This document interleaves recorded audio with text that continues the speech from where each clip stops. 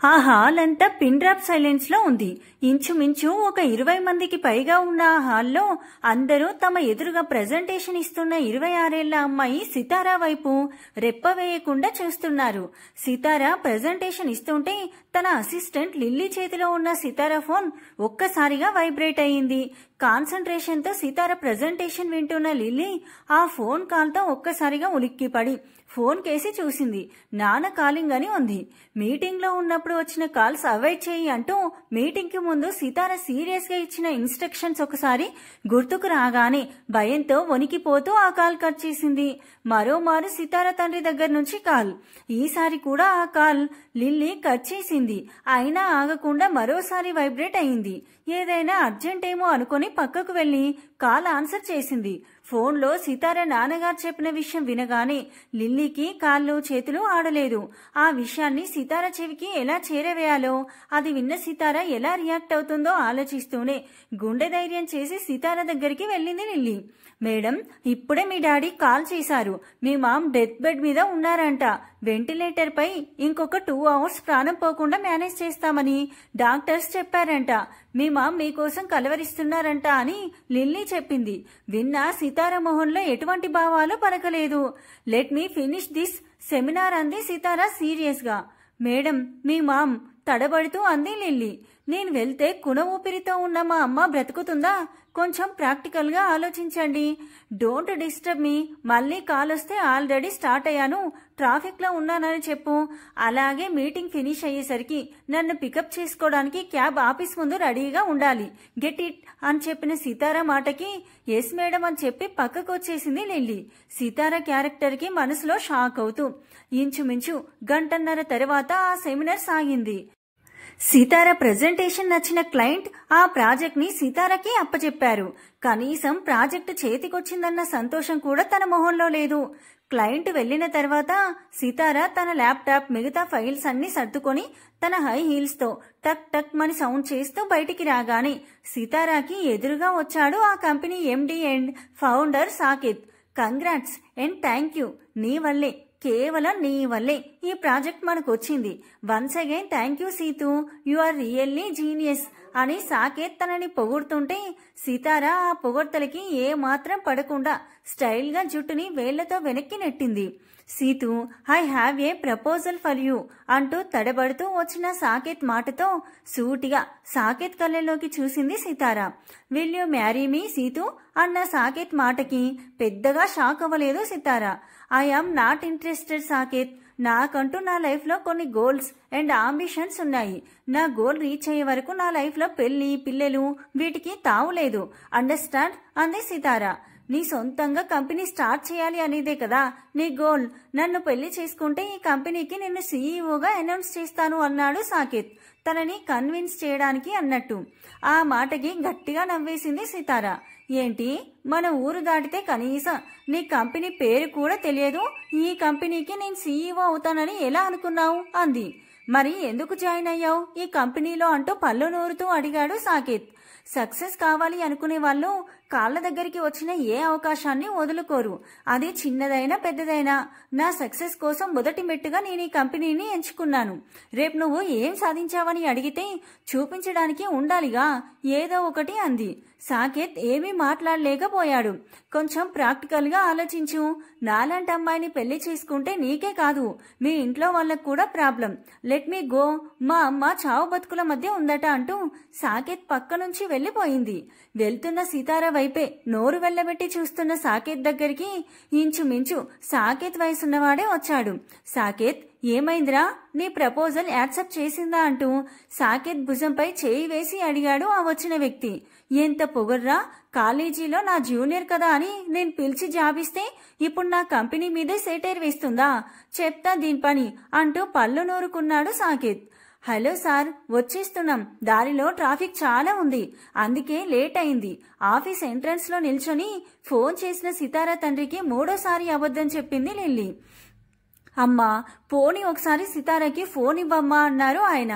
Sir, అది సితారా madam చాలా బాధగా ఉన్నారు, మాట్లాడలేను అంటున్నారు సార్ ఇప్పుడు అని తడబడుతూ 4వ అబద్ధం చెప్పింది లిల్లీ.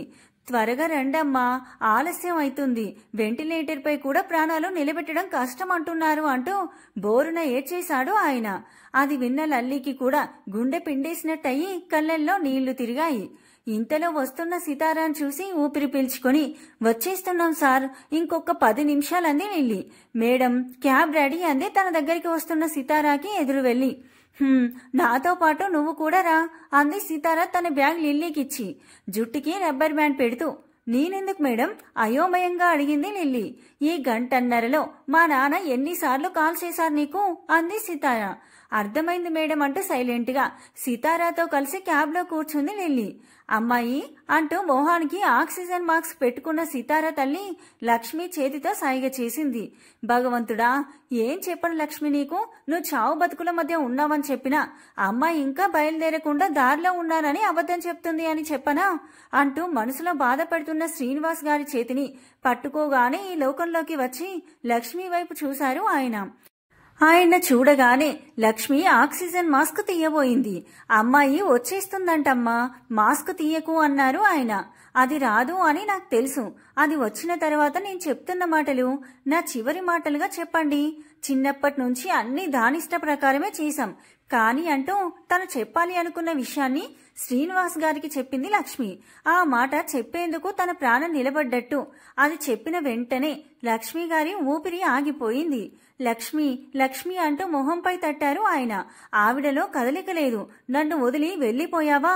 వెళ్లిపోయే ముందు కూడా నీ కూతురు గురించి ఆలోచించావు కానీ నువ్వు వెళ్లిపోతే నేను ఒంటరివాణ్ణి అవుతాను అన్న ఆలోచనే రాలేదు కదా నీకు అంటూ ఆవిడ పక్కనే చతికిలబడిపోయారు ఆయన. తర్వాత అంబులెన్స్ లో లక్ష్మి గారి డెడ్ బాడీని ఎక్కించడం, ఆవిడనే చూస్తూ ప్రాణమున్న శిలల శ్రీనివాస్ గారు కూడా అంబులెన్స్ లో ఇంటికి వెళ్లడం అన్నీ జరిగిపోయాయి. మేడం షీఈస్ నో మోర్ అంటూ తనకు వచ్చిన ఫోన్ కాల్ సారాంశం బాధగా సితారాకి చెప్పింది లిల్లీ. హా అని కళ్ళకి గూగుల్స్ పెట్టుకుంది సితారా. ఇంటికి తీసుకొచ్చేశారంట మేడం, డ్రైవర్కి ఇంటర్డ్రెస్ చెప్పు అని కార్ విండో షీల్డ్ పై వాలిపోయింది సితారా. ఇవన్నీ కామన్, ఎవరూ శాశ్వతం కాదు మన జీవితంలో. Be strong. అయినా అప్పటి నుంచి అమ్మకి హెల్త్ బాగోట్లేదు కదా, తను చనిపోతుందని నీకు ముందే తెలుసు కదా, ఇలాంటి వాటికి నువ్వు అస్సలు కుంగిపోకూడదు అని తన మనసుకి సర్ది చెప్పుకుంది సితారా. ఇంటి ముందు పడుకోబెట్టిన లక్ష్మి బాడీ ముందు జీవోత్సవంలా కూర్చున్నారు శ్రీనివాస్ గారు. మనిషి ఇక్కడ ఉన్న మనసు మాత్రం కాలాన్ని ఒక్కసారిగా వెనక్కి నెట్టింది. అది సితారా 10th క్లాస్ రిజల్ట్స్ వచ్చిన రోజు. ఏం మాట్లాడుతున్నావు? రెసిడెన్షియల్ స్కూల్లో చదువుతావా? అసలు అక్కడ సంవత్సరానికి ఫీజు ఎంతో తెలుసా అంటూ సితారా రెక్క పట్టుకొని అడిగింది లక్ష్మి. హా తెలుసు, అడ్మిషన్ ఫీజు, హాస్టల్ ఇంకా మెస్ మొత్తం కలిపి 2 lakhs per year అంది సితారా. సీతు అంత నాన్న వల్ల అవ్వదమ్మా అని నచ్చజెప్పబోయింది లక్ష్మి. నానా మీకు నేనొక్కదాన్నే కదా, మీరు సంపాదించిందంతా రేపటి రోజు నాకే కదా, మొన్న కొన్న స్థలం తాకట్టు పెట్టండి డాడీ అని చెప్తున్న కూతుర్ని చూసి నివ్వెరపోయింది లక్ష్మి. నానా మాట్లాడరేం అని అడిగి కాసేపు ఆగి, నానా ఇప్పుడు మీరు నాకు మంచి కెరియర్ ఇవ్వకపోతే, రేపు నేను చదివిన బ్యాక్గ్రౌండ్ బాగోలేక నాకు అవకాశాలు రాకపోతే అప్పుడు దానికి నేను మిమ్మల్నే బ్లేమ్ చేస్తాను కదా అన్న కన్న కూతురు మాటలకి కన్విన్స్ అయ్యారు శ్రీనివాస్ గారు. తను చెప్పింది కూడా కరెక్ట్ అనిపించింది ఆయనకి. సరే సీతు అన్నారు ఆయన. అక్కడే కూతురి మనస్తత్వం అర్థం చేసుకుని ఉంటే ఈ రోజు నువ్వు ఇంత బాధపడుతూ చావాల్సిన అవసరం వచ్చుండేది కాదేమో లక్ష్మి అని మనసులో అనుకుని ఒక్కసారిగా గొల్లుమని కన్నీళ్లు పెట్టుకున్నారు ఆయన. కాసేపటికి సితారా వచ్చింది. వస్తూనే శ్రీనివాస్ గారి దగ్గరికి వెళ్లి ఆయన పక్కన నిల్చుంది. తన కంట్లో నీటి బొట్టు రాలేదు. సితారా ప్రవర్తనకి పెద్దగా ఆశ్చర్యపోలేదు శ్రీనివాస్ గారు. గత కొన్ని సంవత్సరాలుగా సితారా ప్రవర్తనకి అలవాటు పడి ఉన్నారు కాబట్టి కనుమూసి తెరిచినంతలో అంతా అయిపోయాయి. తన జీవిత భాగస్వామి పూర్తి జీవితానికి తోడుగా ఉండకుండా మధ్యలోనే ఆయన్ని అర్ధాంతరంగా వదిలి వెళ్లిపోయింది. తోడుపోయిన ఒంటరి పక్షి ఇప్పుడు ఆయన. ఆ 10 రోజులు తండ్రి బలవంతంపై సితారా ఆఫీస్కి వెళ్లకుండా ఇంట్లోనే ఉంది. ఎవరెవరో పరామర్శించడానికి ఇంటికి వస్తున్నారు. వాళ్ళెవరూ సితారాకి పెద్దగా పరిచయం లేదు. వాళ్ళ దగ్గర మౌనంగా కూర్చోవడం తప్ప తను చేసేది కూడా ఏమీ లేదక్కడ. అక్కడ జరగవలసిన కార్యక్రమాలైన మరుసటి రోజే వెళ్తున్నాను నాన్న అంటూ తన బ్యాగ్ తీసుకొని బయటికి వచ్చింది సితార. శ్రీనివాస్ గారు ఏమీ మాట్లాడలేదు. శ్రీనివాస్ గారి జవాబు కోసం కూడా ఆగలేదు సితార. ఇంటి నుంచి బయటికొచ్చి ఆఫీస్కి వెళ్లడం మొదలుపెట్టింది. దోసపాడు ఒక మారుమూల పల్లెటూరు. అందులో పాతకాలం నాటి 4 ఆవులతో ఇంటి చుట్టూ అరటి, జామ, మామిడి మొదలైన చెట్లు అక్కడి వాతావరణాన్ని ఇంకా ఆహ్లాదంగా పరుస్తున్నాయి. గాయత్రి, గాయత్రి అంటూ ఒక 60 ఏళ్ల అతను పిలవగానే ఇదిగో వస్తున్నానంటూ ఆయన కంటే 2-3 సంవత్సరాలు చిన్న వయసు ఆవిడ చిన్న పిల్లల చెంగున బయటికొచ్చింది. నేను పొలానికి వెళ్తున్నాను, కండువా అనగానే ఆవిడ చేతిలో ఉన్న కండువాని ఆయన చేతిలో పెట్టింది. ఆయన అది తీసుకొని నా కళ్ళజోడు అని అడిగాడు. ఇదిగో మీ కళ్ళజోడు అంటూ కళ్ళకి పెట్టుకున్న కళ్ళజోడిని చేతితో కదిపి చూపించింది ఆమె. సరే నేను పొలానికి వెళ్ళొస్తాను, రావుడెక్కడా అని అడిగాడు ఆయన. పొద్దున్నే మేతకు వెళ్లిన గౌరీ ఇంకా రాలేదు అని తీసుకురావడానికి వెళ్ళాడండి అని ఆవిడ అంటుండగా బేలగా లోపలికి వస్తున్న కొడుకుని చూసి అదిగో మాటల్లోనే వచ్చేశాడు అని, ఒరేయ్ రాముడు, గౌరీ కనిపించిందా అని కొడుక్కి ఎదురుగా వెళ్లి అడిగింది గాయత్రి. గౌరీ, మన గౌరీ చచ్చిపోయిందమ్మా అంటూ అప్పటి వరకు ఆపిన కన్నీరుని ఒక్కసారిగా బయటికి వదిలాడు. అయ్యో రామచంద్ర, ఎలా జరిగిందిరా అంది ఆవిడ కూడా ఆవేదనగా. మేతకని వెళ్లిన గౌరీ అలా మెయిన్ రోడ్డు మీదికి వెళ్లిపోయిందంట. అక్కడ ఒక లారీ గుద్దేసిందంటమ్మా. పశువుల డాక్టర్కి ఫోన్ చేసి అతను వచ్చేలోగా అంటున్న రాముడి గొంతు మూగబోయింది. దరిద్ర పెదవ, సూడి ఆవుని గుద్దుతాడా, వాడికి పుట్టగతులు లేకుండా పోతాడు, ఎంత ముద్దుగా ఉండేది బుజ్జిముండా అంటూ ఆవిడ కూడా కన్నీరు పెట్టుకుంది. అది విన్న రాముడు వాళ్ళ నాన్న పరందామయ్య కూడా ఒక నిట్టూర్పు విడిచి, సర్లే దానికలా రాసి పెట్టి ఉంటే మనం మాత్రం ఏం చేస్తాం, ఇంకా దానికి మనకి రుణం తీరిపోయిందేమో, నేను పొలానికి వెళ్ళొస్తాను అని ఇద్దరి వైపు చూశారు. ఎవరి మొహంలోనూ వెలుగులేదు. తీవ్రమైన బాధ వాళ్ళిద్దరి మొహంలో కొట్టొచ్చినట్టు కనిపిస్తుంది. వాళ్ళిద్దరినీ అలా చూసి ఆయనకి అడుగు ముందుకు పడలేదు. గాయత్రి, నువ్వు కూడా ఏంటి, చూడు వాడెంత బాధపడుతున్నాడో, పొద్దున్నుంచి ఏమీ తినలేదు వాడు, వెళ్ళి వాడికి అన్నం పెట్టు అని బయటికి వెళ్లిపోయారు ఆయన. మధ్యాహ్నం భోజనానికి పరందామయ్య గారు ఇంటికి వచ్చేసరికి రాము గుడ్ల చావిడి దగ్గర కూర్చొని గౌరీ మెడలో కన్నని చేతితో పట్టుకొని దాన్నే చూస్తున్నాడు. ఏవండి, ఇదిగోండి కాళ్ళు కడుక్కోవడానికి నీళ్లు. రాముడేమైనా తిన్నాడా పొద్దటి నుంచి అని గాయత్రిని అడిగారు. లేదు అన్నట్టు అడ్డంగా ఊపింది తల. పెదవి విరిచి రాము దగ్గరికి వెళ్తుండగా పెద్దనా అంటూ వచ్చింది ఒక అమ్మాయి. రావే లావణ్య, ఏంటి ఏమైనా కావాలా అని అడిగింది గాయత్రి. అమ్మ చేమదుంపల కూర వండింది, పెదనాన్న రావడం చూసి కూర ఇచ్చి రమ్మంటే వచ్చాను. అవును, పొద్దున్నుంచి అన్నయ్య కనిపించలేదు, పొలానికి కూడా వెళ్ళలేదంట, నానన్నాడు అని అడిగింది లావణ్య. గౌరీ చనిపోయిందని పొద్దున్నుంచి పచ్చి మంచినీళ్లు ముట్టలేదు వాడు, అదిగో అక్కడే అలాగే కూర్చొని ఉండిపోయాడు అంటూ గొడ్ల చావిడి వైపు చూపించింది గాయత్రి.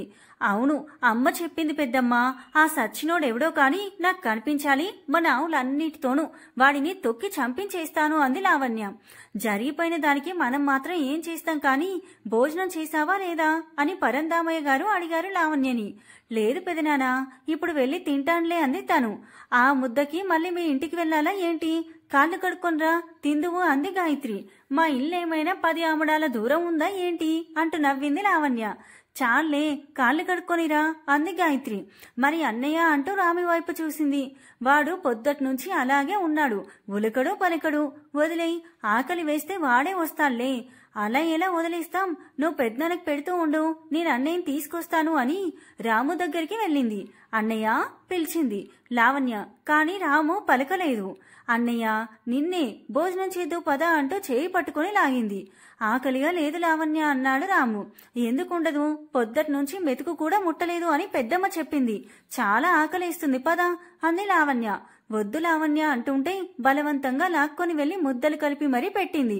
నువ్వు ఆకలి లేదు అనడం, పెద్దమ్మ దానికి ఊకొట్టడం, ఇలా బలవంతంగా పెట్టడం చేత కాదు పెద్దమ్మకి అని లావణ్య అంటుంటే గాయత్రి లావణ్య నెత్తి మీద మొట్టికాయ వేసి, రేపు నీకు పెళ్ళైతే అప్పుడెవరు పెడతారే మీ అన్నయ్యకి ఇలా అని అడిగింది గాయత్రి. అందుకే ముందు అన్నయ్యకి పెళ్ళయ్యాకే నేను చేసుకుంటాను. ఒక ఆదివారం ఆఫీస్కి సెలవు కావడంతో తండ్రి దగ్గరికి వచ్చింది సితార. వచ్చినప్పటి నుంచి ఎలా ఉన్నారు నాన్న అని కూడా అడగలేదు సరికాదా, ఒళ్ళో ల్యాప్టాప్ పెట్టుకుని కూర్చొని ఉంది. కూతుర్ని చూసి ఒక నిట్టూర్పు విడిచి టిఫిన్ తీసుకో సీతూ అన్నారు ఆయన. అక్కడ పెట్టండి నాన్న అని తల తిప్పకుండానే సమాధానం ఇచ్చేసింది. సితారా, నీతో ఒకటి మాట్లాడాలి. నానా, మీకింట్లో పనికి కష్టం అవుతుంది అని మళ్ళీ పెళ్లి చేసుకోవాలి అని అనుకుంటున్నారా? ఇంట్లో పనికి మీకు కష్టంగా ఉంటే మెయిన్ని పెట్టండి, వంటకి కుక్ని పెట్టండి. ఈ మాత్రం దానికి మీరు మళ్ళీ పెళ్లి చేసుకోవాల్సిన అవసరం లేదు అంటూ కీప్యాడ్ పై టక్టగా టైప్ చేస్తూ చెప్పింది సితారా. కూతురు ముందు చూపు తెలిసిన శ్రీనివాస్ సితారా మాటలకి పెద్దగా షాక్ అవ్వలేదు. నేను మాట్లాడాలి అనుకుంది నా పెళ్లి గురించి కాదు, పెళ్లిడికొచ్చిన ఆడపిల్లని ఇంట్లో పెట్టుకుని రెండో పెళ్లి చేసుకునేంత కుసంస్కారిని కాదు అని శ్రీనివాస్ గారు అంటుంటే ఒక్క క్షణం కీప్యాడ్ పై సౌండ్ ఆగింది. నేను మాట్లాడేది నీ పెళ్లి గురించి అనగానే సితారా పూర్తిగా ల్యాప్టాప్ పక్కన పెట్టి తండ్రి వైపు చూసింది. స్థిరంగా ఉన్న తండ్రి మాట విని నాకిప్పుడే పెళ్లి చేసుకోవడం ఇష్టం లేదని చెప్పాను కదా నానా, అంతే స్థిరంగా ఉంది సితారా మాట కూడా. సితారా, ఇది మీ అమ్మ చివరి కోరికమ్మా, స్లో వాయిస్ తో చెప్పారు ఆయన. అమ్మే లేదు కదా నానా అంది సితారా. సితారా, ఒక క్షణం నేను చెప్పేది విను. పరందామయ్య అని మీ అమ్మకి అన్నయ్య, నువ్వు చిన్నప్పుడు వేసవి సెలవులకు వాళ్ళూరు వెళ్లేదానివి అని శ్రీనివాస్ గారు అనగానే నాకు గుర్తులేదు అని రెక్లెస్ గా చెప్పింది సితారా. నువ్వు పుట్టగానే వాళ్ళ అబ్బాయికి నిన్నిచ్చి చేయాలి అనుకున్నాం. ఈ యాంత్రిక జీవనంలో పడి మన రెండు కుటుంబాలకు రాకపోకలు తగ్గిపోయాయి. కానీ మీ అమ్మ అన్న నువ్వు అన్న ఆయనకి చాలా ఇష్టం. మొన్న అమ్మ చనిపోయినప్పుడు వచ్చారు, గుర్తుందా అని అడిగారు. మళ్ళీ ఏమో అప్పుడు చాలా మందే వచ్చారు, ఎవరో తెలియదు నాకు అంది సితారా. నీకు తెలియదులే ఎవరు. వాళ్ళ అబ్బాయి కూడా బాగానే చదువుకున్నాడు, కానీ ప్రస్తుతం వాళ్ళ నాన్నతో కలిసి ఊర్లోనే వ్యవసాయం చేస్తున్నాడు. తన కూతుర్ని వాళ్ళ మేనల్లుడికిచ్చి చేయాలి అనేది మీ అమ్మ చివరి కోరిక సీతు అని సితారకేసి పేలగా చూశారు ఆయన. ఏం మాట్లాడుతున్నారు నాన్న మీరు? ఇక్కడ నా కెరియర్, నా ఉద్యోగం, నా అంబిషన్స్, గోల్స్ అన్నీ వదిలేసుకుని ఆ పల్లెటూరులో మట్టి పిసుక్కుంటూ బ్రతకమంటారా? ఆవేశంగా అడిగింది సితారా. సితారా, రూమంతా ప్రతిధ్వనించింది ఆయన గొంతు. ఉలిక్కిపడి చూసింది సితారా ఆయన వైపు. సితారా, నువ్వు పెళ్లి చేసుకోకపోతే నేను చచ్చినంత ఒట్టే అన్నారు ఆయన. ఆ మాటకి సితారా ఒక నవ్వు నవ్వి, నానా, నన్ను ఎమోషనల్ గా లాక్ చేయాలని చూడకండి, ఇలాంటి సెంటిమెంట్స్ డైలాగ్స్ కి నేను అస్సలు పడను అంది సితారా. సితారా, నీ కాళ్ళు పట్టుకుంటాను, నువ్వు పెళ్లి చేసుకో అన్నారు ఆయన. నానా అంటూ కళ్ళు పెద్దవి చేసి ఆయన్ని చూసింది తప్ప మాట బయటికి రాలేదు సితారాకి. అలా లక్ష్మి చివరి కోరిక సితారాని రామునికిచ్చి పెళ్లి చేయాలన్న కోరిక నెరవేరింది. అనుకున్న రోజే సితారా రాముల పెళ్లి ఘనంగా జరిగిపోయింది. రాము వేదమంత్రాల భజంత్రీల నడుమ సితారా మెడలో 3 ముళ్ళు వేస్తుంటే తను కన్న కలలన్నీ ఆవిరైపోయాయి అన్న బాధకి గుర్తుగా సితారా కళ్ళల్లో సన్నటి నీటిదార. అది కాస్తా జారి రాము పాదంపై పడింది. పందిరి మంచం చుట్టూ పరిచిన మరుమరల నుంచి మత్తుగా వస్తున్న వాసన. గుమ్మం బయట ఎవరివో మాటలు నవ్వులు వినిపించాయి రాముకి. అవి చెవిన పడగానే రాము మనసంతా ఏదో అలజడి మొదలైంది. ఇన్నాళ్ల తన బ్రహ్మచర్యాన్ని ఈ రోజు పటాపంచలు చేయబోతున్నాడన్న ఆ ఆలోచనే రాముడి మనసుని ఉక్కిరిబిక్కిరి చేసేస్తుంది. వెనక్కి తిరిగి గుమ్మం కేసి చూసేసరికి గుమ్మం తలుపు వేసేసి ఉంది. సీత అంటూ చుట్టూ చూసేసరికి మంచం మీద కూర్చొని ఉంది. ఇది ఎప్పుడొచ్చింది అని మనసులో అనుకొని సీత అన్నాడు రాము. సీత ఏంటి? నా పేరు సితారా, కావాలంటే సీతు అని పిలువు, చాలా ర్యాష్ గా అంది సితారా. రాము, నేను నీతో మాట్లాడాలి అంది ముక్కుసూటిగా. ఆ పల్లెటూరిలో భర్తని ఏకవచనంలో పిలవడమే చాలా రేరైతే ఈ పిల్ల ఏకంగా రాము అనే పిలవడంతో రాము ముందు షాక్ అయి ఏంటి అన్నాడు. చూడు, నాకిప్పుడప్పుడే పెళ్లి చేసుకోవడం ఇష్టం లేదు అంటే అమ్మ చివరి మాట అని నా నోరు నొక్కేసి నాకీ పెళ్లి చేసేశారు. జరిగిందేదో జరిగిపోయింది, ఇంకా మనం దీన్ని మార్చలేం. జరిగిన దాని గురించి ఆలోచిస్తూ బాధపడే మూర్ఖురాల్ని కాదు నేను. అందుకే నేనొక నిర్ణయం తీసుకున్నాను. అదేంటి అంటే నువ్వు కూడా నాతో కలిసి సిటీకి వచ్చేయి. కావాలంటే నువ్వక్కడ ఏదైనా ఫ్రూట్ బిజినెస్, పాల డైరీ లాంటిది ఏదైనా పెట్టుకో. కావాలంటే దానికి పెట్టుబడి నేను పెడతాను, కానీ నేను ఈ ఊర్లో మాత్రం ఉండలేను. ఏమంటావు అంటూ రాము వైపు చూసింది సితారా. నిన్న ప్రాణం పోయినా ఈ ఊరు దాట్రాను అని ఒకే ఒక్క మాట చెప్పాడు రాము. కంట్రీ ఫుల్స్ పై కనలేకపోయినా మనసులో అనుకుంది సితారా. ఓకే, మన దారులు వేరు, మన ఆలోచనలు అలవాట్లు అన్నీ వేరు. ఒక దాంట్లో కూడా మన ఇద్దరికి పొంతన లేదు. నాకు నచ్చినట్టు నేను ఇక్కడ ఉన్నా మీ ఇంట్లో వాళ్ళకి మన పద్ధతి నచ్చదు. నాతో వేగలేరు వాళ్ళు కాబట్టి. హా కాబట్టి అన్నాడు రాము. కాబట్టి మనం విడిపోదామని చేతులు కట్టుకు చెప్పింది సితారా. విడిపోవడానికా పెళ్లి చేసుకుంది? ఇలాంటివి నాకు చెప్పకు.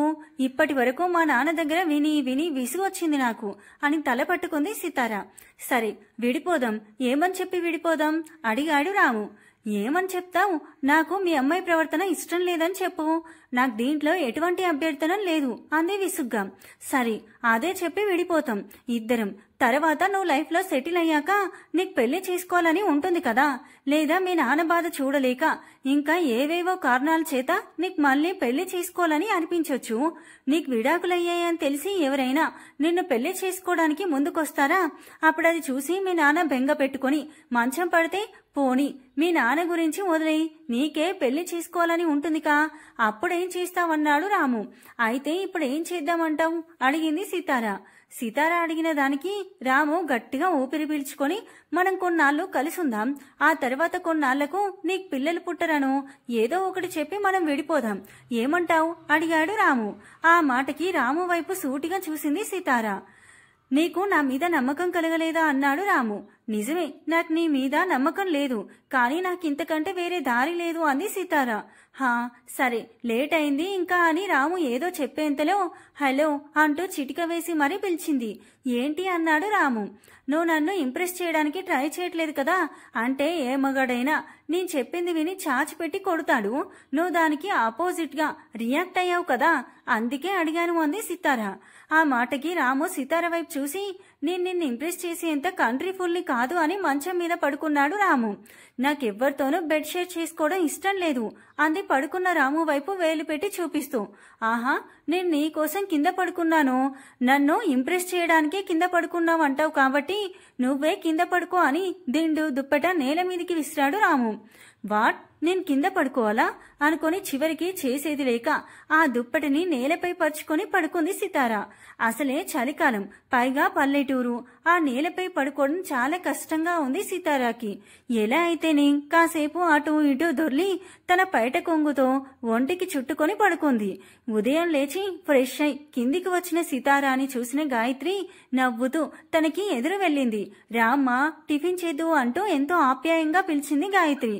హా అంటూ ఆవిడ వెనకే వెళ్లిన సితారాకి శ్రీనివాస్ గారు ఎదురొచ్చారు. సీతూ నేనింక బయలుదేరుతాను అని సితారాకి చెప్పగానే సరే అన్నట్టు తలాడించింది, కానీ నోటి నుంచి మాటైతే బయటికి రాలేదు.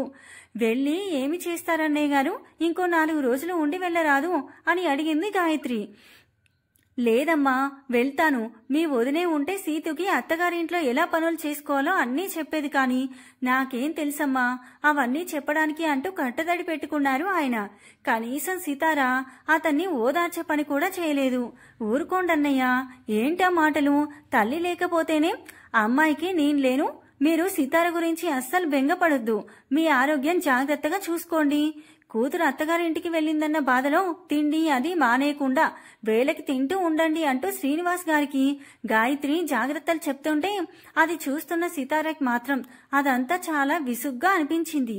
సరే నేను ఉంటాను అని సితారా వైపు చూసి, సితారా ఎవ్వరినీ ఇబ్బంది పెట్టకు అన్న ఆయన మాటకి చురుగ్గా ఆయన కళ్ళల్లోకి చూసింది. తను వెళ్ళొస్తాను అని చెప్పి అక్కడి నుంచి వెళ్లిపోయారు ఆయన.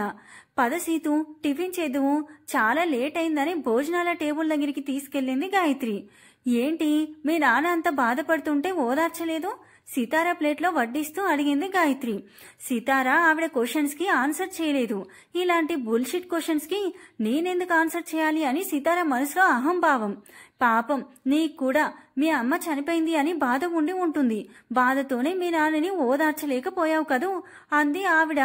ఆవిడ అడిగిన క్వశ్చన్స్ కి ఆవిడే ఆన్సర్ చెప్తూ. ఏంటా తినడం, కొంచెం పెద్ద పెద్ద ముక్కలు విరుచుకొని తిను, ఆ పెట్టిన 2 ఇడ్లీలు పెట్టినట్టే ఉన్నాయి అంటూ ఇంకో 2 ఇడ్లీలు సితారా ప్లేట్లో వేయబోయింది గాయత్రి. నాకింకా చాలు, నేను ఇన్ని తినలేను అంది సితారా.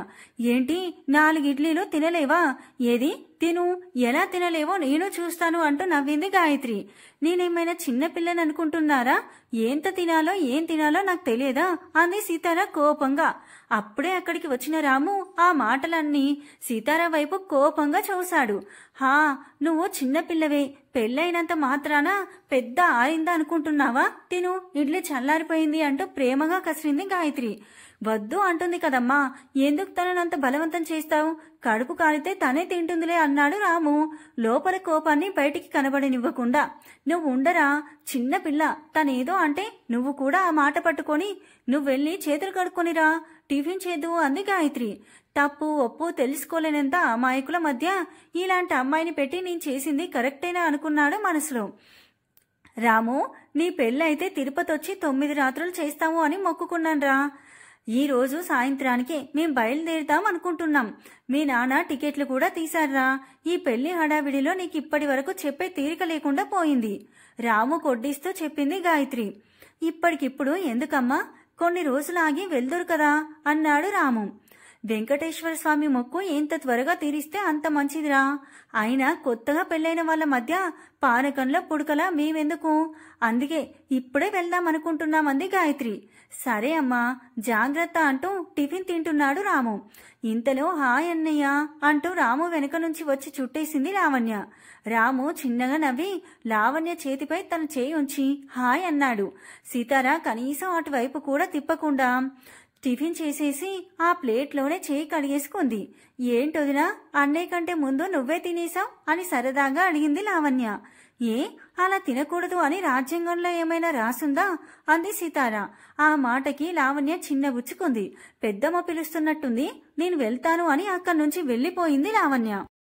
సీతారా, నువ్విక్కడ నీకు నచ్చినట్టుండు, నచ్చినట్టు చెయ్యి. ఒక భార్యగా భర్తకి గౌరవం ఇవ్వకపో, అది నీ ఇష్టం. కానీ నీ వల్ల ఈ ఇంట్లో ఎవరి మనసైనా బాధపడితే మాత్రం నేను సహించేది లేదు చెప్తున్నా అన్నాడు రాము. సరే అలాగే అనేసి అక్కడి నుంచి వెళ్లిపోయింది సీతారా. ఆ రోజు రాత్రి ట్రైన్కి అనుకున్న ప్రకారం గాయత్రి, పరందామయ్య గారు తిరుపతికి బయలుదేరారు.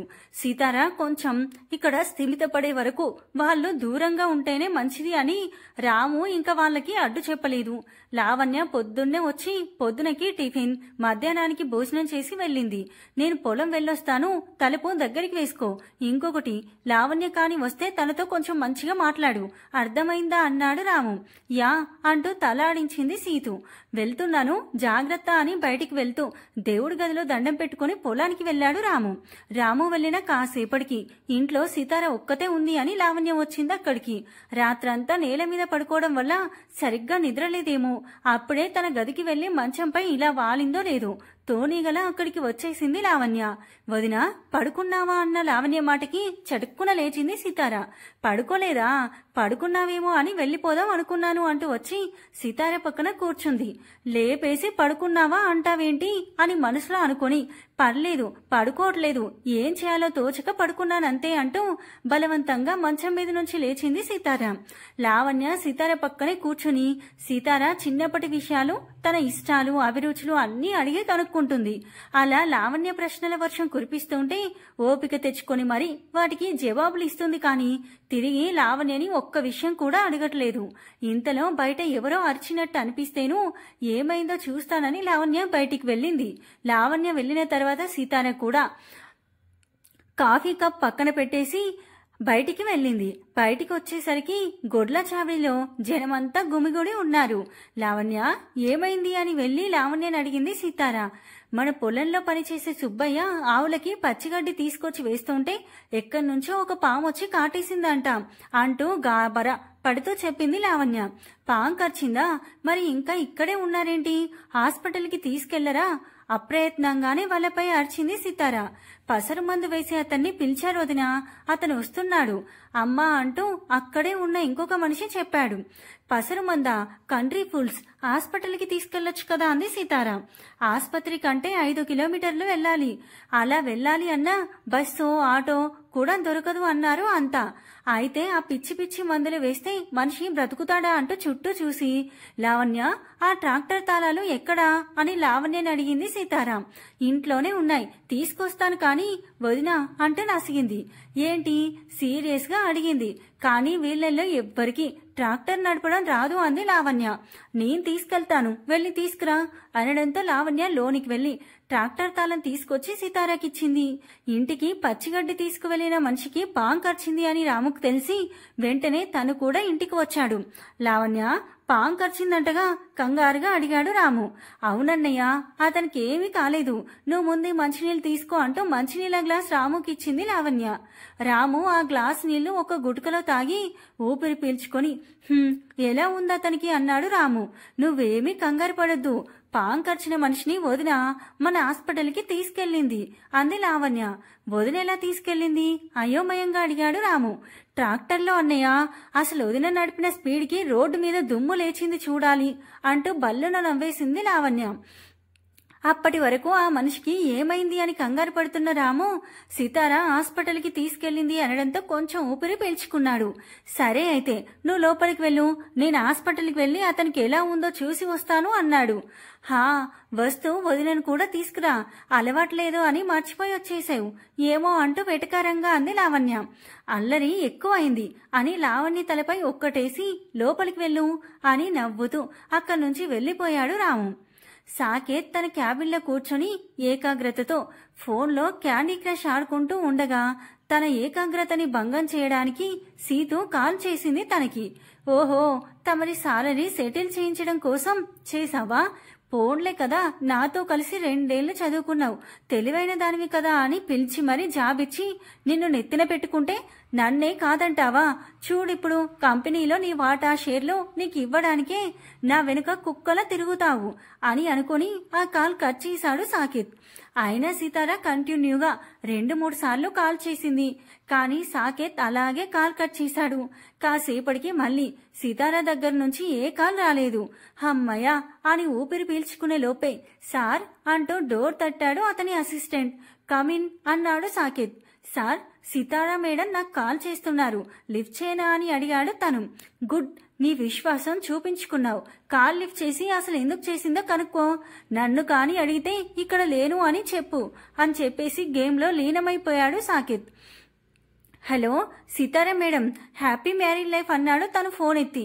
ఆ మాటకి సాకేత్ సౌండ్ రాకుండా నవ్వేసుకున్నాడు. నన్ను పెళ్లి చేసుకుంటే మహారాణిలా చూసుకునేవాణ్ణి, ఇప్పుడు నువ్వు ఆ పల్లెటూరులో అంటూ పెదాలు బిగుమట్టి మరీ నవ్వుకున్నాడు సాకేత్. ఏ సోది వద్దు, సాకేత్ కి ఫోన్ చేస్తుంటే ఎత్తట్లేదు.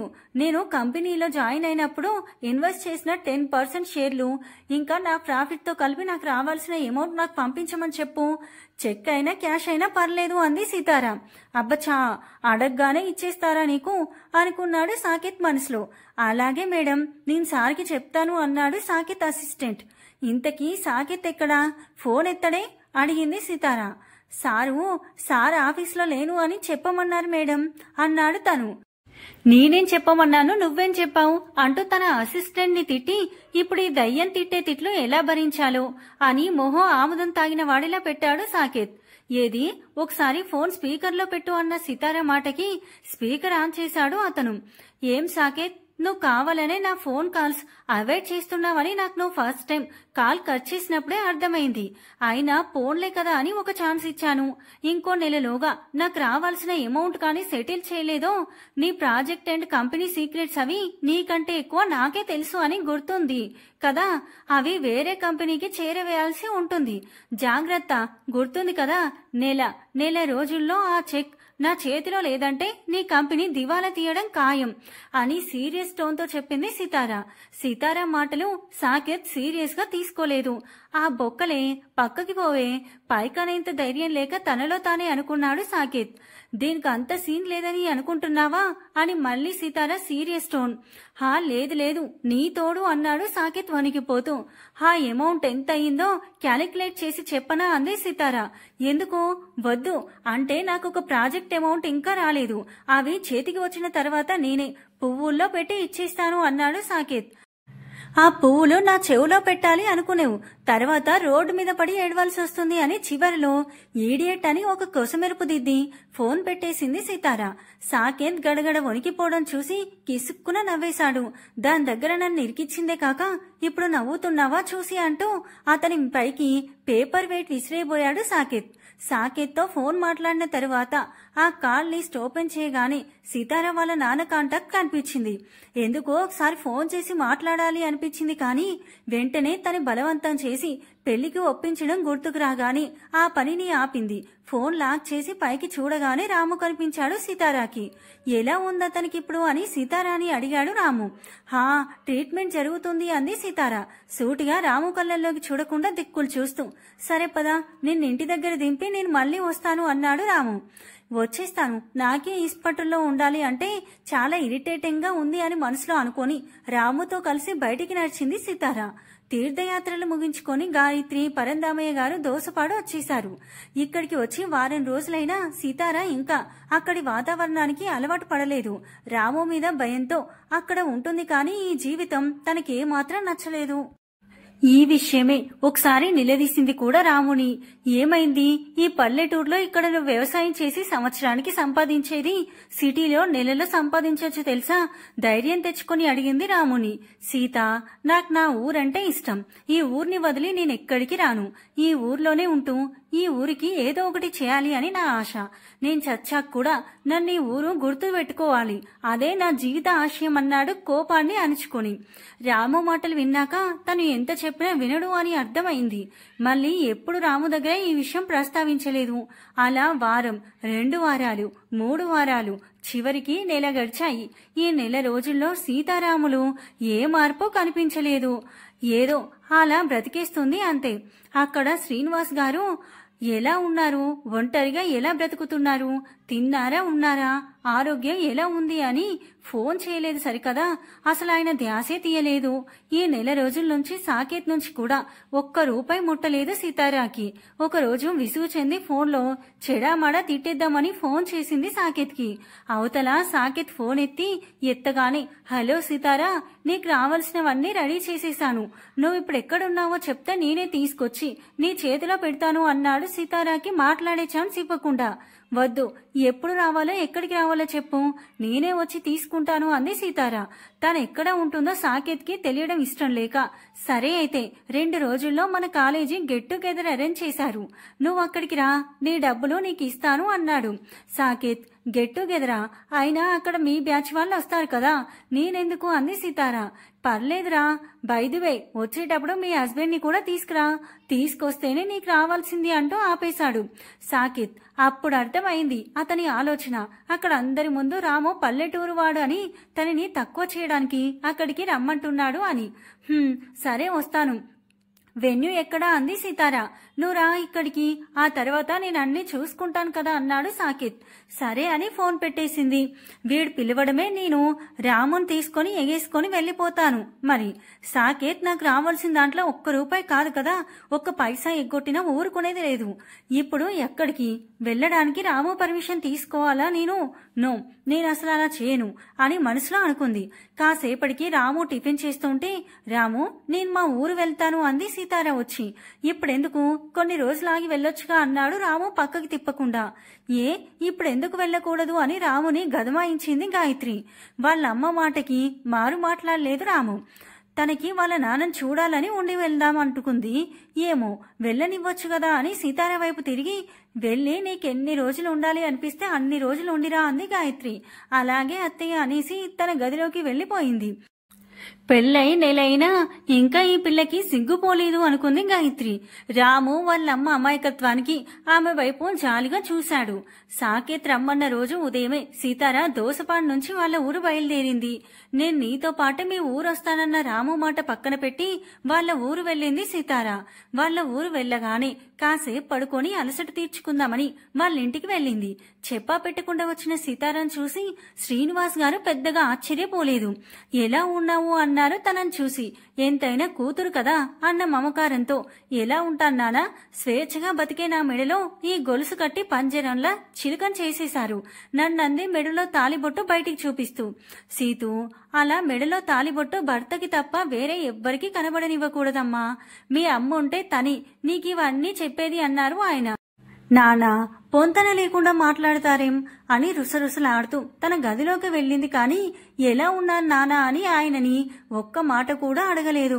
పిచ్చిదానా, ఇన్నాళ్ళు నువ్వు డబ్బు అనే పంజరంలో చిక్కుకుని బ్రతికావు కానీ ఇంకా అక్కడి నుంచి బయటికి రాలేదు అని సితార వెళ్లిన వైపు చూస్తూ అన్నారు ఆయన.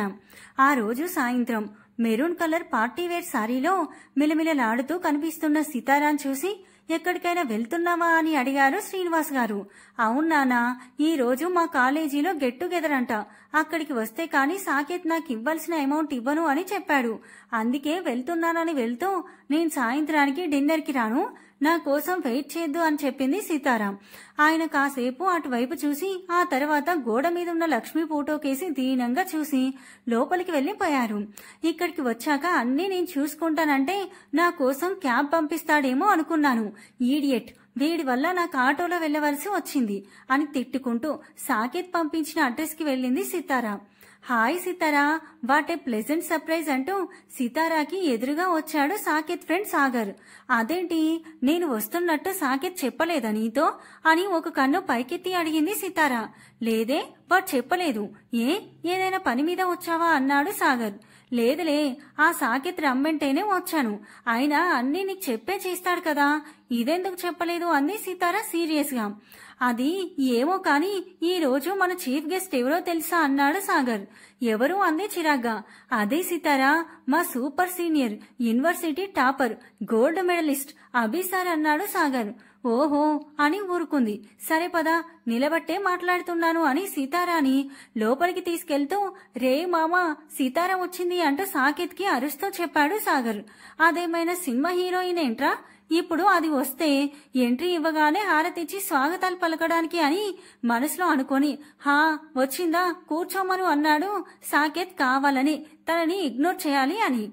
ఏ సాకేత్, కూర్చోడానికి రాలేదు నేను, నాకు ఇవ్వాల్సింది ఇస్తే నేను వెళ్లిపోతాను అంది సితారా. కూల్ సితారా, నేను ముందు ఏం చెప్పాను, నీ హస్బెండ్ వస్తే నీకు ఇవ్వాల్సింది ఇచ్చేస్తానని.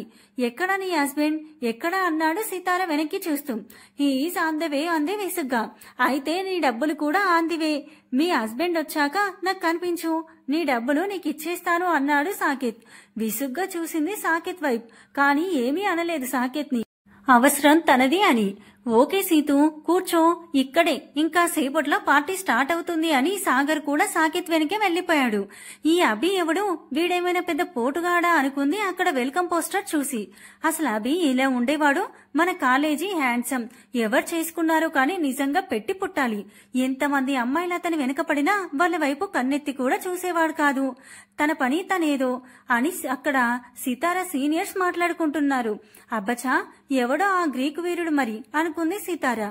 ఇంతలో ఎవరో వెనుక నుంచి వచ్చి సితారా కళ్ళు మూశారు. హే ఎవరది, don't do this stupid with me అంది సితారా విసుగ్గా. వదినా అని మాట వినిపించింది. దాంతో సితారా లావణ్య అని తన కంటి ముందున్న బంధనాలు తీసి వెనక్కి తిరిగి చూసింది. లావణ్య, నువ్వేంటిక్కడ అని అడిగింది పట్టుపరికిణిలో బాబు బొమ్మలా ఉన్న లావణ్యం చూసి. అన్నయ్య ఎప్పటినుంచో సిటీకి తీసుకెళ్లమంటే ఇప్పటికి తీసుకొచ్చాడు ఇక్కడికి అంది లావణ్య. మరి మీ అన్నయ్య ఎక్కడా అంది సితారా.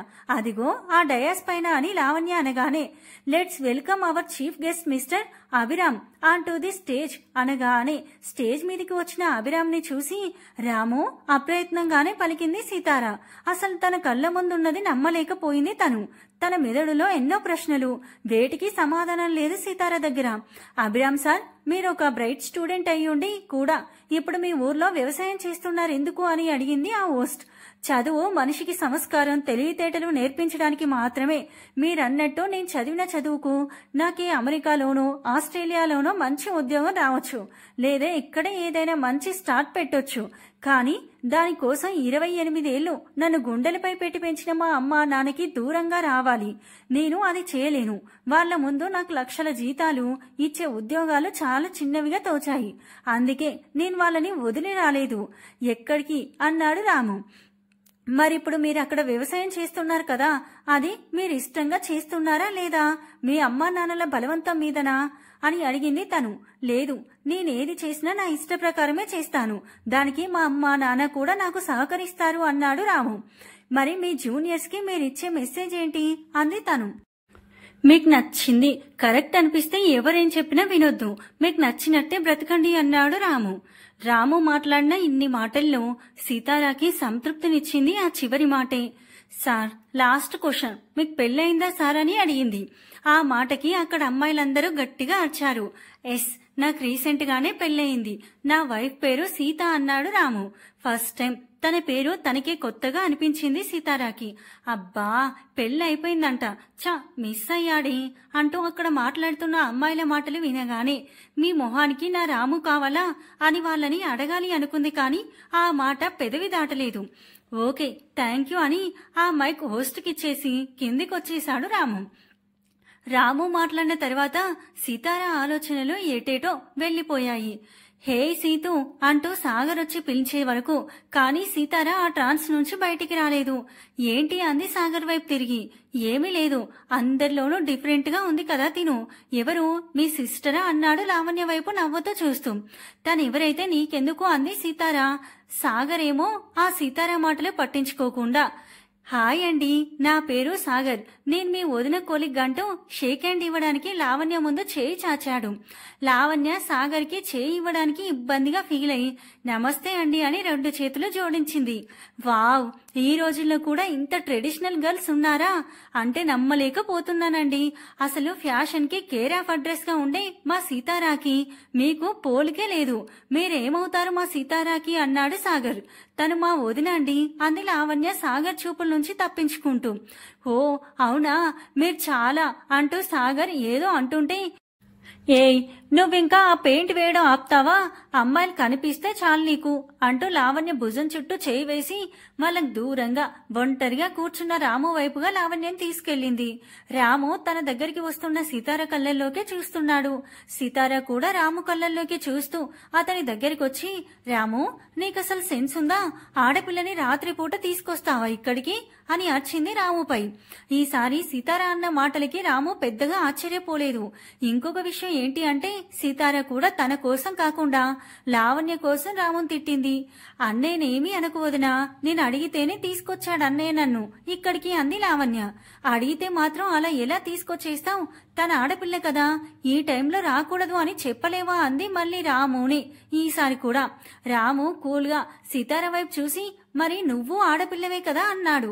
ఆ మాటకి సీతార తడబడింది. ఏమీ మాట్లాడకుండా ఒక చైర్లో లావణ్యని కూర్చోమని తను ఇంకో చైర్లో కూర్చుంది. ఇంతలో సాకేత్ అటుగా వెళ్లడం చూసి, హే సాకేత్, నా అమౌంట్ అని సాకేత్ కి వినిపించేలా అరిచింది. చెప్పాను కదా మీ హస్బెండ్ వచ్చాక ఇస్తానని అన్నాడు సాకేత్.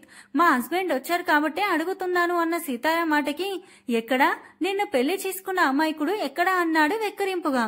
అదిగో అతనే నా హస్బెండ్ మిస్టర్ అభిరామ్ అంటూ వేలు పెట్టి రాము వైపు చూపించింది. అది చూసి నోరెళ్లబెట్టాడు సాకేత్. వాట్, అభిసారా నీ హస్బెండ్ అని మళ్ళీ లావణ్య వైపు తిరిగి, అంటే అభిసార్ చెల్లెలివా నువ్వు, అంత గొప్ప మనిషికి చెల్లివే అయ్యుండి ఇంత సింపుల్ గా ఉన్నావు అంటూ సాగర్ లావణ్య పక్కకి వచ్చి తనని మెప్పించడానికి సకల ప్రయత్నాలు చేశాడు. చూసావా, సిటీ రావాలి అంటే ఏ ఆదివారము పండగ పూట రావాలి, ఇలాంటి రోజుల్లో ఇలాంటి ప్లేస్ కి వస్తే ఇదిగో ఇలాంటి ఈడియట్స్ తగులుతారు అంటూ నిర్మోహమాటంగా సాగర్ వైపు చూపిస్తూ లావణ్యకి ఎగ్జాంపుల్ గా చూపించింది సీతారా. సీతారా, నువ్వు నన్ను మరీ పొగిడేకు అన్నాడు సాగర్. సార్, మీరు చాలా మంచి మనిషి, మీరు ఇలాంటి రాక్షసిని పెళ్లి చేసుకుని ఏం సుఖపడతారు, మీరు నన్ను పెళ్లి చేసుకోండి, మిమ్మల్ని నేను పువ్వుల్లో పెట్టి చూసుకుంటాను అంది అప్పుడే అక్కడికి వచ్చిన lily. A lily, mind your words, నా దగ్గర ఒళ్ళు జాగ్రత్తగా పెట్టుకుని మాట్లాడమని నీకెన్నిసార్లు చెప్పాను అంది సీతారా కోపంగా. ఇప్పుడు మీరు నా సుపీరియర్ కాదు మీ మాటలకి నేను భయపడడానికి అని సీతారాకు చెప్పి, సార్ నా మాట వినండి, మ్యారీ మీ. లేదు, నాకు నా సీత అంటే చాలా ఇష్టం, తనకి పెళ్లిలో మాటిచ్చాను తనని జీవితాంతం బాగా చూసుకుంటానని, నేనా మాట తప్పలేను అన్నాడు రాము సీతార వైపు చూసి. ఆ మాటకి సాగర్ 2 చేతులతో చప్పట్లు కొట్టాడు. ఆ సౌండ్ కి తేరుకున్న సాకేత్, సీతారా నిజంగా నువ్వు నిజమే చెప్తున్నావా, అభిసార్ నీ హస్బెండా, ఒకవేళ నువ్వు నీ హస్బెండ్ ని మార్చి చెప్పట్లేదు కదా అన్నాడు. సాకేత్, షెటప్ ఈడియట్, ఇలాంటి స్టూపిడ్ థింగ్స్ నేను చేయను, నా అమౌంట్ సెటిల్ చెయ్యి ముందు అంది సీతారా. హా సరే, ఒకేసారి రా, ఫార్మాలిటీస్ ఫినిష్ చేద్దువు అని సీతారాకు చెప్పి, సాగర్ రా నువ్వు కూడా అని ముందుకు కదిలాడు. సితార ముందుకు వెళ్తూ, లిల్లీ నేను వచ్చే వరకు తనతో తోడుగా ఉండు అని లిల్లీకి లావణ్యం చూపించి అక్కడి నుంచి వెళ్లిపోయింది. అన్నయ్య వదినేంటి పాపం అతన్ని మొహం మీదే అలా అనేసింది, తను ఎంత ఫీల్ అయ్యాడో అంది లావణ్య చిన్నబుచ్చుకుంటూ. మేడం ఇది వరకు మా సితార మేడంతో పోల్చుకుంటే ఈవిడ చాలా బెటర్ అంది లిల్లీ. ఆ మాటకి రాము చిన్నగా నవ్వి ఊరుకుంటే లావణ్య మాత్రం గట్టిగా నవ్వేసింది. పేరుకి కంపెనీ సాకేత్ సార్దే అయినా అక్కడ పెత్తనమంతా సితార మేడంది. ఆవిడ ఏం చెప్తే అదే ఫాలో అవ్వాలి. అసలు సాకేత్ సార్ కూడా సితార మేడంకి భయపడేవారు. అంటే ఊహించండి మా సితార మేడం ఎలాంటివారో అని లిల్లీ ఇంకా ఏదో చెప్పబోతే ఇంతలో తన ఫోన్ రింగ్ అవడంతో 1 మినిట్ మేడం అని చెప్పి పక్కకు వెళ్ళింది లిల్లీ. లిల్లీ వెళ్లిన కాసేపటికి లావణ్య ఎంతో ఇబ్బందిగా రాము వైపు చూసి అన్నయ్య టాయిలెట్స్ ఎక్కడా అని అడిగింది. ఆ మాటకి రాము చివ్వున తలపైకెత్తి చుట్టూ చూసి అటువైపు ఉన్నట్టున్నాయి లావణ్య, నేను రానా నీతో పాటు అని అడిగాడు రాము. వద్దన్నయ్య నేను వెళ్తానులే అని కంగారుగా అటువైపుకి వెళ్ళింది లావణ్య. సాకేత్ ఏడుస్తూనే సితారాకి ఇవ్వాల్సిన చెక్ తన చేతిలో పెట్టాడు. అంతేడ్వకు, నేను నీకు చేసిన దాంతో పోలిస్తే నువ్వు నాకు ఇచ్చేది 10% అంది సితారా. మొత్తం ఇవ్వాలి అంటే నిన్న కంపెనీని అమ్ముకోవాలి అంటూ గునుక్కున్నాడు సాకేత్. నాకు వినిపించింది అని వెనక్కి తిరిగి గుడ్ బై అని చెప్పేసి అక్కడి నుంచి వస్తుంటే సీతు అంటూ తన వెనకే వచ్చాడు సాగర్. ఏంటి అంది సితారా. అదే తనుంది కదా లావణ్య, తను నాకు మొదటి చూపులోనే నచ్చేసింది. నువ్వు బావతో మా ఇద్దరి పెళ్లి విషయం మాట్లాడు అన్నాడు సాగర్. బావెవరు అంది సితారా. అదేంటి సీతు అలా అంటావు, అభి నీకు హస్బెండ్ అయితే నాకు బావే కదా అన్నాడు సాగర్. ఏడ్చావులే అని అక్కడి నుంచి వచ్చేస్తుంటే సీతార వెనకే రాము దగ్గర వరకు వచ్చేసి అక్కడ స్టడీగా కూర్చున్న రాముని చూసి సైలెంట్ అయిపోయాడు సాగర్. రాము వెళ్దామా అని చుట్టూ చూసి లావణ్య కనిపించకపోయేసరికి లావణ్య ఎక్కడ రాము అంది సితార. తను టాయిలెట్స్ కి వెళ్తాను అంది అని చుట్టూ చూశాడు. అసలు నీకు బాధ్యత లేదా తన మీద, అలాంటప్పుడు ఎందుకు తీసుకొచ్చావు తనని అని 4 చివాట్లు పెట్టి వాష్రూమ్ కేసి నడిచింది సితార. లావణ్య అంటూ సితార వాష్రూమ్ దగ్గర అరిచేసరికి రే సితార వచ్చేసింది అంటూ ఎవరివో మాటలు వినిపించేసరికి అటు చూసింది సితార. అప్పటికే పారిపోతున్న 2 అబ్బాయిలు సితార వాళ్ళకి ఎదురు వెళ్లేసరికి కంగారుగా ఒకరి ముఖం ఒకరు చూసుకున్నారు. సితార వెంటనే ఇద్దరి చేతిలో కెమెరా ఆన్ చేసి ఉన్న ఫోన్ తీసుకుని గట్టిగా నేలకేసి కొట్టింది రెండింటిని. దాంతో అవి 2 పీసులుగా విరిగిపోయాయి. అయినా సితార కోపం చల్లారలేదు. పక్కనే ఉన్న స్టీల్ రాడ్ తీసి ఇద్దరిని బాధడం మొదలు పెట్టింది. అమ్మాయిల వాష్రూమ్ లో ఏంట్ర పని మీకు, ఫోటోలు తీస్తారా అమ్మాయిలవి అంటూ ఇద్దరిని చితక్కొడుతుంటే వదినా ఏమైంది డ్రెస్ సర్చ్ చేసుకుని అక్కడికి వచ్చింది లావణ్య. అసలు నువ్వు ఒక్కదానివే ఎందుకు వెళ్ళావు వాష్రూమ్ కి, బుద్ధి లేదా? అయినా లిల్లీ ఉంది కదా మీతో, తనని తీసుకెళ్లొచ్చు కదా అని లావణ్యని ఒక పక్క తిడుతూ ఇంకో పక్క వాళ్ళని ఆ రాడ్తో వాయించేస్తుంది. అప్పటికే సితార అరుపులు విని రాము, సాగర్, సాకేత్ కూడా అక్కడికి వచ్చేశారు. సితార లావణ్యం తిడుతున్న దాని బట్టి విషయం ఏంటో అర్థమయ్యింది అందరికి. వెంటనే సాగర్ సితార చేతిలో రాడ్ లాక్కొని ఇద్దరిని కొట్టడం స్టార్ట్ చేశాడు. రే పోలీసులకి ఫోన్ చేశాను, వాళ్ళు చూసుకుంటారులే వీళ్ల సంగతి, వాళ్ళొచ్చే వరకు ఇద్దరిని అక్కడ కట్టిపడేయి అన్నాడు సాకేత్. సీత పోలీసుల వరకు వద్దు, అవన్నీ లావణ్య చుట్టూ పడతాయి అన్నాడు రాము సీరియస్ గా. ఎందుకొద్దు, తప్పు చేసింది వాళ్ళకి శిక్ష పడాలి కదా అంది సితార. నేనొద్దు అన్నాను కదా, ఇప్పుడు ఇదంతా బయటికి వెళ్తే ఆడపిల్ల పరిస్థితి ఏంటి అన్నాడు రాము. మీరేమీ కంగారు పడదు బావా, లావణ్యని నేను పెళ్లి చేసుకుంటాను అన్నాడు సాగర్ మధ్యలోకి వస్తూ. ఇంకోసారి ఆ మాట అంటే నీకు తగులుతాయి అంటూ సాగర్ చేతిలో రాడ్డు లాక్కొని సాగర్ని కొట్టబోయింది సితార. దాంతో కొట్టకే చచ్చిపోతాను అంటున్న సాగర్ని చూసి కోపంగా ఆ రాడ్ని పక్కకు విసిరేసింది. అంతా అయ్యాక ఇక్కడేం జరిగింది అంటూ వచ్చింది లిల్లీ అక్కడికి. నీకు వెళ్లేటప్పుడు చెప్పానా తనని చూస్తూ ఉండమని, ఎక్కడికి వెళ్లిపోయావు అంటూ లిల్లీ మీద అరిచింది సితార. ఫోన్ కాల్ వస్తే రిసీవ్ చేసుకోవడానికి వెళ్లాను మేడం అంది తను భయంగా. ఫోన్లే అయ్యిందేదో అయిపోయింది కదా, అయినా తనేమైనా కావాలని చేసిందా లిల్లీకి సితారాకి మధ్యలో వస్తూ అన్నాడు సాకేత్. సరే సీత ఇంక ఈ విషయం ఇక్కడితో మొదలై, లేట్ అయింది కదా వెళ్దాం ఇంకా అన్నాడు రాము. చాలా లేట్ అయింది రాము, ఇప్పటికే ఈ రోజుకి మనం మా ఇంటికి వెళ్లి పొద్దున్నే మన ఊరు వెళ్ళిపోదాం అంది సితార. సరే పదండి అని లావణ్య వైపు చూసి, ఏం కాలేదు కదా, ఇంక ఈ విషయం గురించి వదిలే అని లావణ్యని దగ్గరికి తీసుకొని తన నుదుటిపై ముద్దు పెట్టుకున్నాడు రాము. దాంతో లావణ్య కూడా రాము వైపు చూసి చిన్న నవ్వు నవ్వింది. ముందుకు వెళ్తున్న సితారాని సీతూ అని సాకేత్ పిలవడంతో ఏంటి అని వెనక్కి తిరిగింది. నా కార్లో వెళ్ళండి అని కార్కి సితార వైపుగా విసిరి, కార్ నేను రేపొచ్చి తీసుకుంటానులే అన్నాడు సాకేత్. థ్యాంక్స్ అని ఆ కీస్ తీసుకొని రాముతో కలిసి బయటికొచ్చేసింది. ముగ్గురు కార్లో కూర్చున్నాక డ్రైవింగ్ సీట్లో కూర్చున్న సితార ఫ్రంట్ మిర్రర్ నుంచి లావణ్యం చూసి, లావణ్య సారీ, ఏదో కోపంలో అలా తిట్టేశాను, ఫీల్ అవ్వకు అంది సితార. పర్వాలేదు వదినా, అయినా నువ్వు తిట్టిన దాంట్లో తప్పు లేదు, తిట్టినా నా మంచి కోసమే కదా అంది లావణ్య. ఆ మాటకి లావణ్య వైపు చూసి ఇబ్బందిగా నవ్వి, రాము సీట్ బెల్ట్ పెట్టుకో అంది. అని సీట్ బెల్ట్ పెట్టుకున్నాడు రాము. సితార డ్రైవింగ్ స్టార్ట్ చేశాక అర్థమైంది రాముకి తను ఎందుకు అలా చెప్పిందో. సితార ర్యాష్ డ్రైవింగ్ చూసి మగాడు రాముకి కంగారు వచ్చేసింది. ఇంకా లావణ్య పరిస్థితి అయితే చెప్పక్కర్లేదు. ఇంటి ముందు కారు ఆగితే కాని వాళ్ళిద్దరికీ అర్థం కాలేదు వాళ్ళింకా ప్రాణాలతోనే ఉన్నారని. వదినా ఇంత స్పీడ్ గా తీసుకొచ్చావు, నాకు కళ్ళు తిరుగుతున్నాయి అంది లావణ్య కిందికి దిగుతూ. ఇది జస్ట్ శాంపిల్ మాత్రమే, నేను రేసింగ్ కి వెళ్తే 150 180లో వెళ్లేదాన్ని అంది. అమ్మో నా వల్ల కాదింకాని త్వరగా కార్ దిగి బయటికొచ్చింది. రాము కూడా సీట్ బెల్ట్ తీసుకొని బయటికొద్దామనుకుంటే అది కొంచెం టైట్ గా ఉండి రావట్లేదు. సితార అది చూసి రాముకి మీదిగా ఉంగి రాము కళ్ళల్లోకి చూసింది. ఒకరి ఊపిరి ఒకరికి తగిలేలా దగ్గరగా ఉన్న సితార కళ్ళల్లోకి సూటిగా చూడలేక మొహం పక్కకు తిప్పాడు. సితార రాము సీట్ బెల్ట్ తీసి కావాలనే రాము చేతిని టచ్ చేసింది. ఆ స్పర్శకి రాము చురుక్కున సితార వైపు చూశాడు. ఇల్లొచ్చేసింది రాము అంది సితార. హా అని వెంటనే డోర్ తీసి బయటికొచ్చాడు. అది చూసి సితార కూడా నవ్వుకొని కిందికి వచ్చింది. సితార గేట్ తీసుకుని లోపలికి వెళ్లేసరికి శ్రీనివాస్ గారు పడుకోకుండా ఇంకా హాల్లోనే కూర్చొని ఉన్నారు. నానా ఇంకా పడుకోలేదా అంది. పడుకున్నాను, మీరు ఇంటికొస్తున్నారని అల్లుడు ఫోన్ చేస్తేను ఇప్పుడే లేచాను అని లోపలికి వచ్చిన లావణ్య వైపు చూసి బావున్నావా అమ్మా అని అడిగారు. అప్పుడు అర్థమైంది పొద్దున అర్ధాంతరంగా ఇంటికి వచ్చిన శ్రీనివాస్ గారు ఎందుకు షాక్ అవ్వలేదు. బావున్నాడు మావయ్య, మీరెలా ఉన్నారు అన్న లావణ్య మాటతో సీతార తన ఆలోచనల నుండి బయటపడింది. నానా మీరు భోజనం చేశారా అన్న సీతార మాటకి ఆయన సీతార వైపు వింతగా చూశారు. సీతార మొదటిసారి ఆ ప్రశ్న అడగడంతో మావయ్య చాలా లేట్ అయింది, మీరు పడుకోండి, పొద్దున్నే మాట్లాడుకోవచ్చు అన్నాడు రాము. ఆ 2 బెడ్రూమ్ల ఇంటిలో ఒక బెడ్రూమ్లో ఉన్న డబుల్ కాట్ బెడ్ పై లావణ్య సితార పడుకుంటే ఇంకొక బెడ్రూమ్లో సింగిల్ కాట్ బెడ్ పైన హాల్లో పడుకుంటాను అని అన్నా కూడా వినకుండా శ్రీనివాస్ గారిని ఆ రూమ్ లో పడుకోబెట్టి రాము హాల్లో పడుకున్నాడు. ఎందుకో మధ్యరాత్రి మెలకు వచ్చి హాల్లోకి వచ్చిన సీతారాకి చలికి ముడుచుకొని పడుకున్న రాము కనిపించాడు.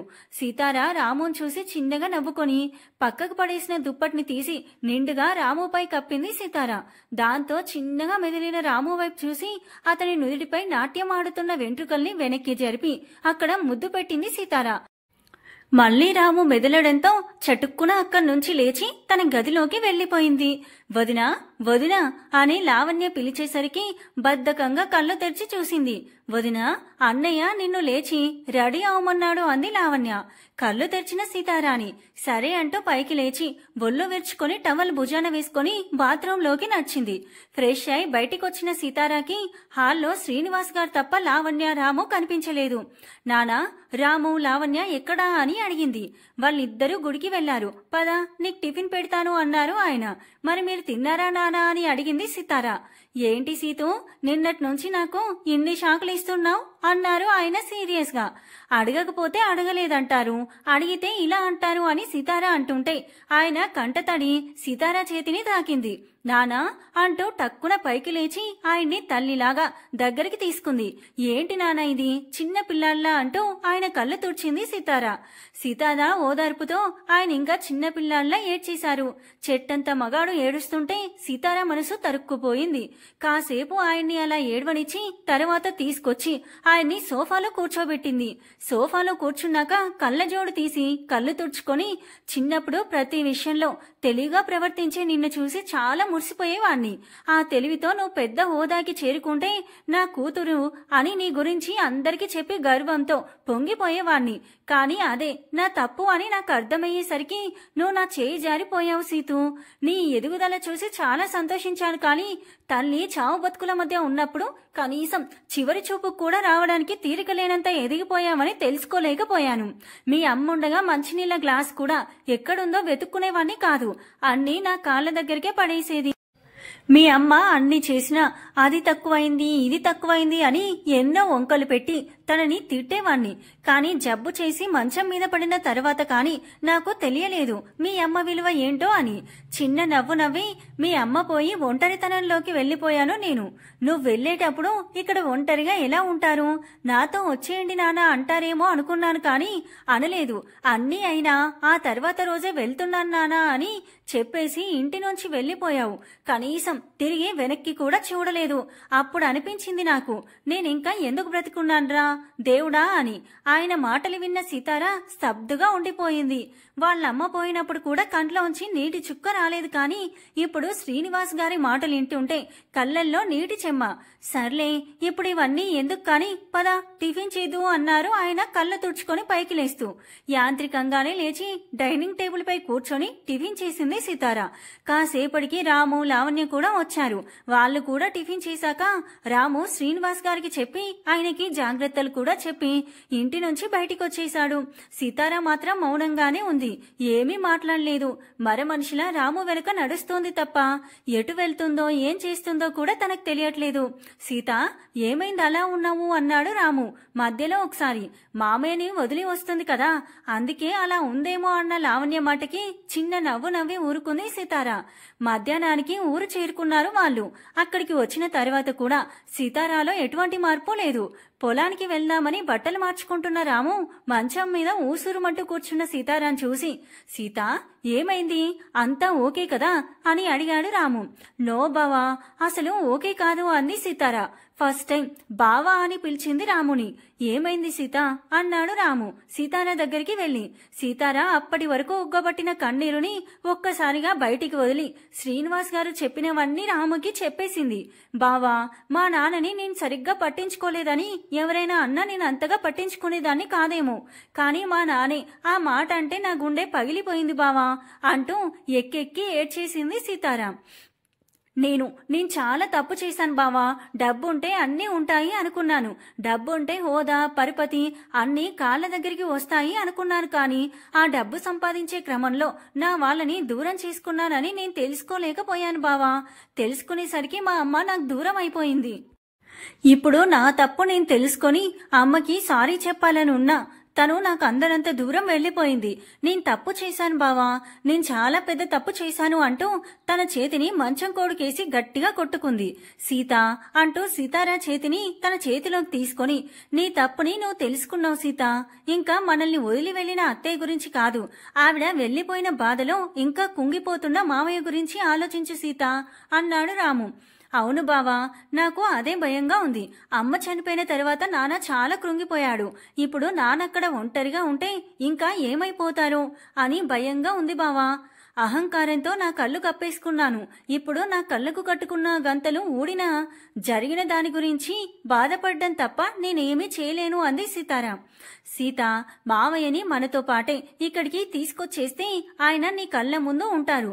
అస్తమానం అత్తయ్య ఆలోచనలతో ఆయన్ని బాధపడనీయకుండా మనం చూసుకుందాం ఇక్కడ అన్నాడు రాము.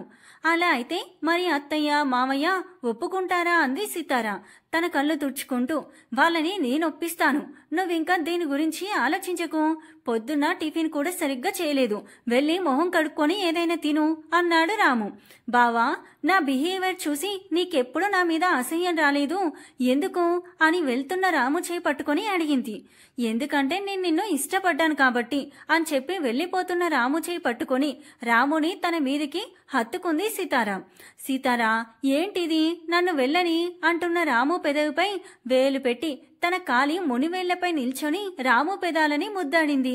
కొన్ని రోజుల తర్వాత టాబ్లెట్స్ వేసుకోమని ఇక్కడ పెట్టి వెళ్తుంటే వేసుకోకుండా మర్చిపోయాను అని చెప్పి బానే తప్పించుకుంటున్నారు. ఇదిగోండి పట్టండి అంటూ టాబ్లెట్స్ శ్రీనివాస్ గారి ముందు ఉంచింది సీతార. ఇవి వేసుకోలేకపోతున్నాను సీత, చూడు ఒక్కొక్కటి ఇంతింత ఉంటున్నాయి, మింగలేక చస్తున్నాను వీటిని అంటూ చిన్నపిల్లల్లా చెప్పారు ఆయన.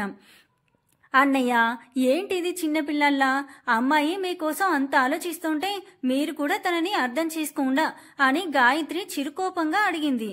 మీ అన్నయ్యకి అన్ని కాళ్ల దగ్గరికి అందించి మా చెల్లె ఇలా చేసింది అన్న పరందామయ్య మాటకి అక్కడ అందరూ నవ్వేశారు.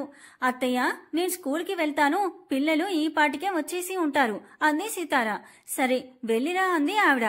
సాకేత్ కంపెనీ మీద వచ్చిన తన వాటా ప్రాఫిట్స్ తో సీతార వాళ్ళూర్లో స్కూల్ కట్టించడమే కాకుండా అక్కడ పిల్లలకి చదువు కూడా చెప్తుంది. బావా చేతులు కట్టుకొనిరా, భోజనం చేదువు అంటూ వినిపించిన సీతార గొంతుకి పొలంలో వరి నాట్లు వేస్తున్న రాము పైప్ దగ్గరికి వెళ్లి చేతులు కడుక్కొని వచ్చాడు. ఏంటి ఈ రోజు మేడం గారింత త్వరగా తీసుకొచ్చారు క్యారేజ్, ఏంటి సంగతి అని కళ్ళెగిరేశాడు రాము. బావా అంటూ ఎలా చెప్పాలో తెలియక రాము చేతిని తన పొట్టపై పెట్టుకుంది. నిజమా అన్నాడు రాము సీతార కళ్ళలోకి చూస్తూ. అవును అన్నట్టు కళ్ళ రెప్పలాడించింది సీతార.